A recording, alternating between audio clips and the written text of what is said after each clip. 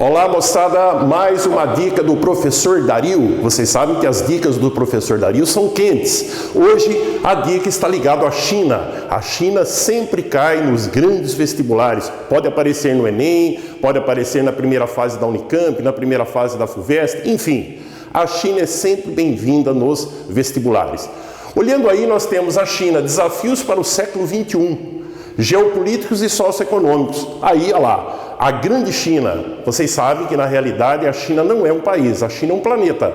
Se tudo der errado na China, ela vai crescer 7, 8 pontos, pensando que o mundo está em crise. Imagina se não tivesse. Então nós temos alguns problemas a resolver em relação à China. Quais são os desafios da China geopolíticos e socioeconômicos? Eu destaquei alguns. Aqueles que você aprende no ensino médio, que você aprende nos grandes cursinhos, como no caso da oficina do estudante. Nós temos aqui algumas apresentações. Por exemplo, vamos analisar comunista por dentro e capitalista por fora. A China precisa resolver esse problema. Você já imaginou um país comunista por dentro e capitalista por fora, levando em consideração a divisão das duas Chinas? A China precisa resolver o fosso das diferenças socioeconômicas entre as duas Chinas. Você tem uma China oriental desenvolvida economicamente, de mão de obra até qualificada, com grandes investimentos econômicos, principalmente investimentos ligados aos famosos ZES, Zonas Econômicas Especiais, ou seja, regiões da China que há um enclave do quê? De empresas multinacionais, americanas, francesas, japonesas, holandesas. Do outro lado você vê uma China pobre, árida, seca, montanhosa, que precisa haver o quê? Uma integração entre as duas.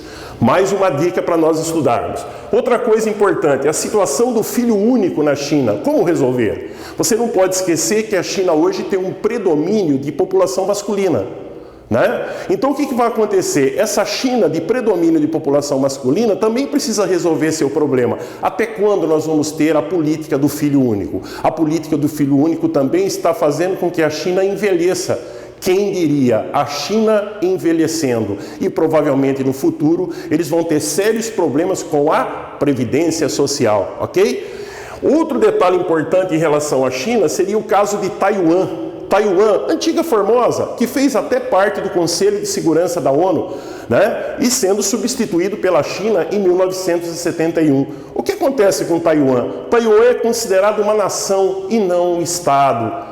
Precisa ser resolvido o problema, porque ela é chamada do quê? De província rebelde. Rebelde por quê, professor? Levando em consideração a fuga dos capitalistas da China quando, a vitória de Mao Tse-tung com a Revolução Comunista. Ok? Outro detalhe importante é a questão do Tibete. O que fazer em relação ao Tibete? Os famosos monges tibetanos, você vai lembrar do Dalai Lama, que pediu asilo político na Índia.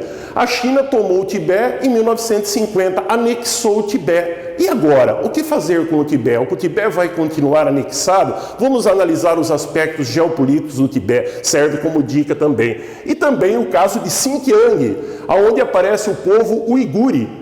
Quem é esse povo uigure? Olha lá, é o chinês, O chinês islâmico. Você já imaginou um chinês islâmico? Muito diferente para a gente poder entender, Precisa ser resolvido a questão da independência de Xinjiang, que tem um conflito muito íntimo com a China, ok? Mais uma dica do professor Dario. Voltamos logo. Tchau, gente!